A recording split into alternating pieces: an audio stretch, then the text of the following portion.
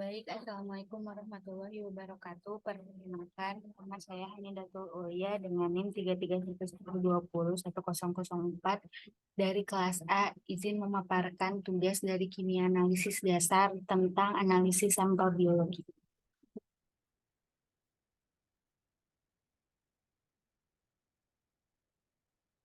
Untuk selanjutnya ini terlampir judul jurnal yang pertama.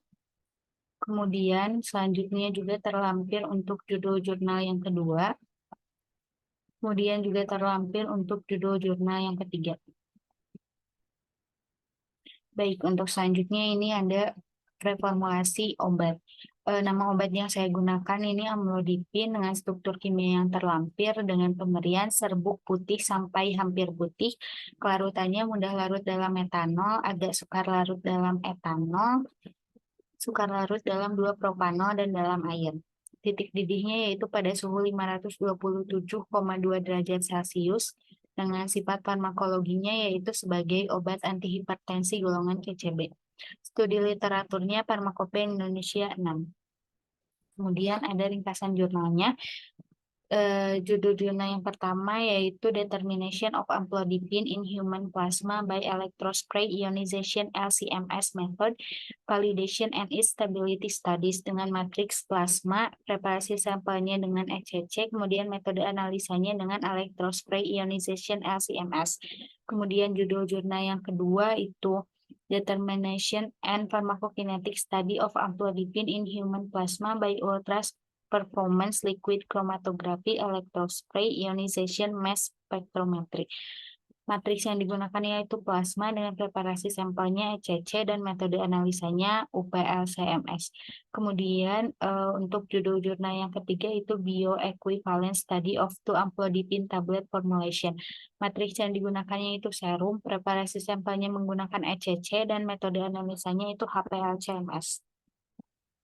Kemudian untuk kesimpulannya, untuk yang pertama itu autornya terlampir dengan menggunakan matriks plasma, preparasi sampelnya ECC, dan fase gerak yang digunakan itu campuran 10 mm amonium format metanol asetonitrile dengan perbandingan 30-50-20 dengan laju alir 1 mili per menit.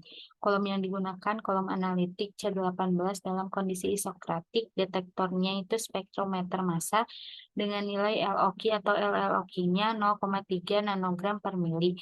Kemudian yang kedua itu dengan autor terlampir pada tahun 2007 dengan matriks plasma, preparasi sampel menggunakan ECC, fase gerak yang digunakan air dan asetonitrile dalam kondisi gradien, keduanya mengandung asam format 0,3% dan nimodipin digunakan sebagai standar internal.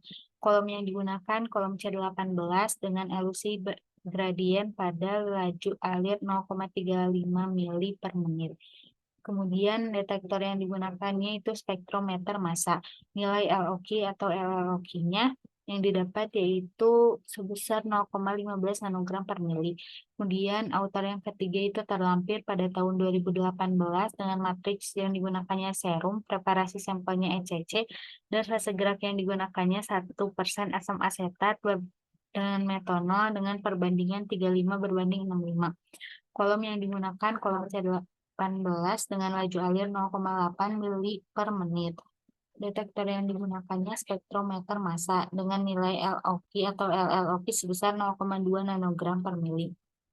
Kemudian kesimpulan, berdasar metode analisis yang paling efektif berdasarkan ketiga jurnal di atas yaitu menggunakan UPLCMS karena memiliki batas kuantifikasi terendah atau LLOQ yang akurat dibandingkan dengan menggunakan metode yang lainnya.